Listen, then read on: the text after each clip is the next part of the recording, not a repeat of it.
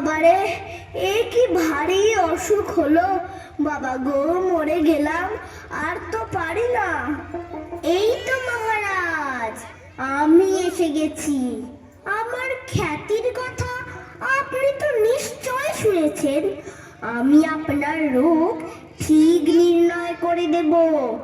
আপনি এত ভাবছেন কেন? হ্যাঁ চিকিৎসক, আপনি ঠিক করে দেখুন তো, দেখে বলুন তো ঠিক কি রোগ হয়েছে আমার। এই যে আমাদের মহারাজ, কবে থেকে তিনি অসুখে ভুগছেন। ভারী অসুখ, সুস্থ হবার কোনো লক্ষণই নেই। কত ডাক্তার, বদ্যি, হাকিম, কবিরাজ এসব দলে দলে ফিরে গেল, কেউ অসুখ সারতে পারলো না। অসুখটা যে কি তা কেউ বলতে পারে না। হ্যাঁ তাই তো, মাথায় বরফ দেয়া হলো, পেটে সেক দেয়া হলো, পায়ে জোক লাগানো হলো, হাতে মাদুলি বাঁধা হলো, কিন্তু অসুখের কোনো কিনারাই হলো না। মহারাজ, এক্ষুনি আমার পক্ষে রোগ নির্ণয় করে বলা ঠিক সম্ভব হচ্ছে না। মন্ত্রী, দূর করে দাও, দূর করে দাও এই অপদার্থগুলোকে, আর এদের যা পুঁথি পত্র আছে সব কেড়ে নিয়ে জ্বালিয়ে দাও। তাহলে কি শেষটায় রাজামশাই বিনা চিকিৎসায় মারা যাবেন? আহা আহা, তা কেন হবে, দেখাই যাক না। ওই ওই যে এক সন্ন্যাসী এসে উপস্থিত হয়েছে। হর হর মহাদেব, হর হর মহাদেব, হর হর মহাদেব। অসুখ সারাবার উপায় আমি জানি, কিন্তু সে ভারী শক্ত। তোমরা কি সব করতে পারবে? কেন পারবো না, খুব পারবো। জান দিতে হয়, জান দিয়ে দেব। প্রথমে এমন এক লোক খুঁজে আনো যার মনে কোনো ভাবনাই নেই, যার মুখে হাসি লেগেই আছে, যে সব সময় সব অবস্থাতেই খুশি থাকে। তারপর সেই লোকের গায়ের জামা যদি রাজামশাই একটা দিন পরে থাকেন, আর সেই লোকের তোষকে যদি এক রাত্রি ঘুমিয়ে থাকেন, তাহলেই সব অসুখ সেরে উঠবে। এ তো চমৎকার কথা। হর হর মহাদেব, হর হর মহাদেব, হর হর মহাদেব। আরে, এই সহজ উপায়টা থাকতে এতদিন তোমরা সবাই মিলে করছিলে কি?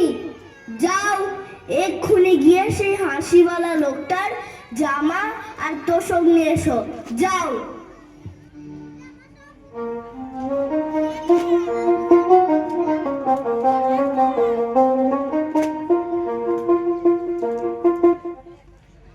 চারিদিকে লোক ছুটল, রাজ্যময় খোঁজ খোঁজ রব পড়ে গেল, কিন্তু সে লোকের আর সন্ধান পাওয়া যায় না।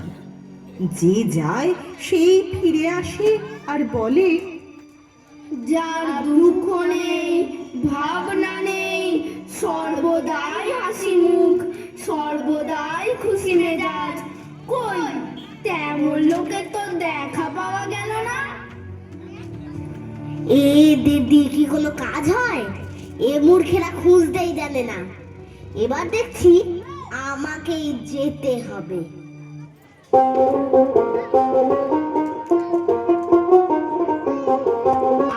আয় আয়, এই দেখ, তোর জন্য নতুন কাপড়, চাল, ডাল, আবার কিছু টাকাও দিচ্ছি। প্রণাম শেঠজি, প্রণাম। বাহ, এই লোকটাকে তো বেশ হাসি খুশি দেখাচ্ছে। ওর তো অনেক টাকা পয়সাও আছে দেখছি। তাহলে ওর দুঃখই বা কিসের, ভাবনাই বা কিসের? ওরই একটা জামা আর তোষক চেয়ে নেওয়া যাক। আয় দেখ, তোর জন্য আছে চাল, ডাল, টাকা পয়সা, আবার নতুন কাপড়ও। কি, তোর এত বড় সাহস? আমি তোকে এত কিছু দিলুম আর তুই আমাকে সেলাম না করেই চলে যাচ্ছিস। ইচ্ছে হচ্ছে যুদ্ধ বেলা করি। যা যা, দূর হ চোখের সামনে থেকে।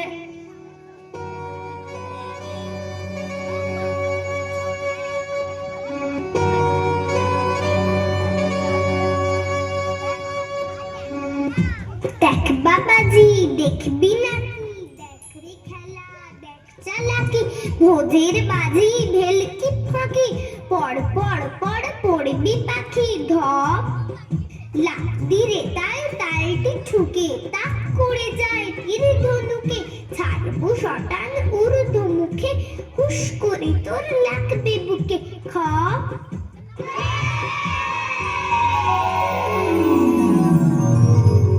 এমন আমুদে লোকটা থাকতে কিনা আমার লোকগুলো সব হতাশ হয়ে ফিরে যায়।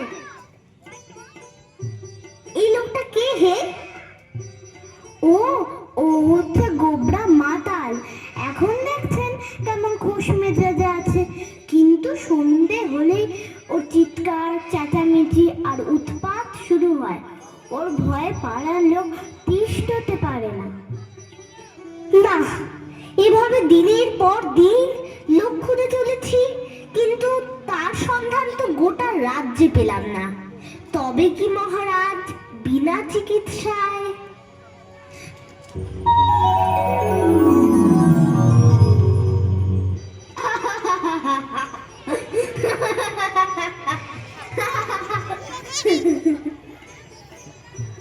তুমি এত হাসছো কেন?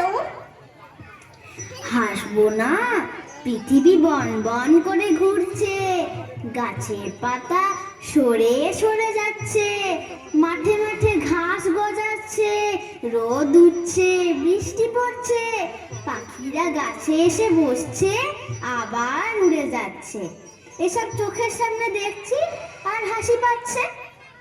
তা না হয় বুঝলাম, কিন্তু বসে বসে হাসলে তো আর মানুষের দিন চলে না। তোমার কি আর কোনো কাজকর্ম নেই? তা কেন থাকবে না? সকালবেলায় নদীতে যাই, সেখানে স্নান টান সেরে লোকের যাওয়া আসা, কথা বার্তা, এসব তামাশা দেখে আবার গাছতলায় এসে বসি। তারপর যেদিন খাওয়া জোটে খাই, যেদিন জোটে না খাই না। যখন বেড়াতে ইচ্ছা হয় বেড়াই, যখন ঘুম পায় তখন ঘুমোই। কোনো ভাবনা চিন্তা হট্টগোল কিছুই নেই, ভারী মজা।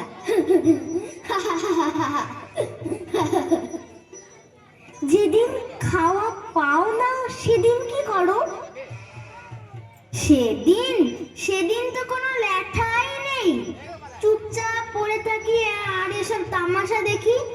বরং যেদিন খাওয়া হয় সেদিনই হাঙ্গামা বেশি।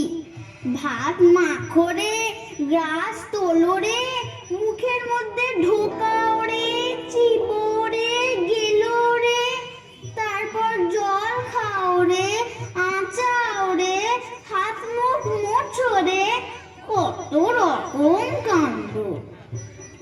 এতদিনে ঠিক মতো লোক পাওয়া গিয়েছে। তোমার এক আধখানা গায়ের জামা দিতে পারো? তার জন্য কত দাম চাও বলো, আমরা দিতে প্রস্তুত আছি।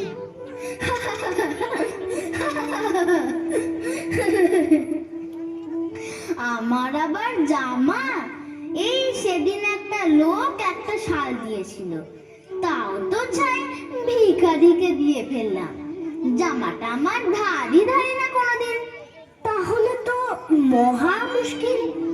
যদি বা একটা লোক পাওয়া গেল, তারও আবার জামা নেই। আচ্ছা আচ্ছা, তোমার বিছানার তোষকখানা দিতে পারো?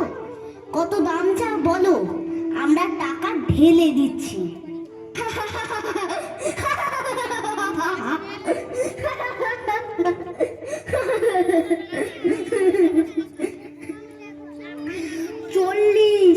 চল্লিশ বছর বিছানায় চোখে দেখলাম না, তার আবার তোষক আর গদি।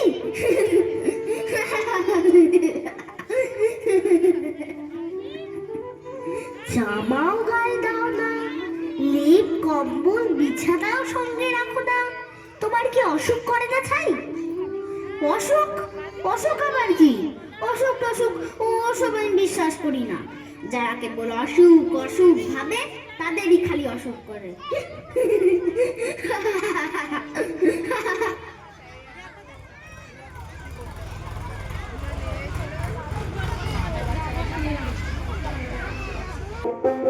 বাহ, খুব ভালো খবর শোনালে। যাও যাও, এক্ষুনি গিয়ে তাকে ডেকে আনো। মন্ত্রী, এবার সুখবরটা শোনাও দেখি। পেলে তো তার হদিশ? আগে না মহারাজ। বলো কি? তবে এতদিন ধরে তুমি কি খুঁজলে? আমাকে সব পরিষ্কার করে বলো তো শুনি। তবে শুনুন মহারাজ।